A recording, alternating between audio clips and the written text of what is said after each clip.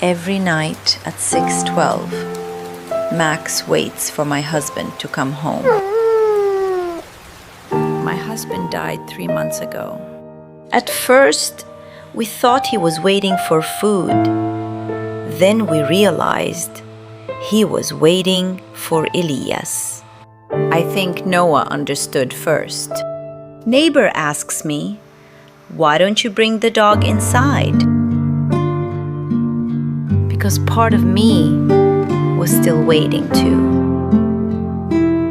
Dogs don't understand funerals. They only understand someone stopped coming home.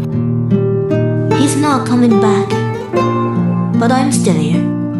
Maybe healing isn't forgetting who we lost. Maybe it's learning who stayed.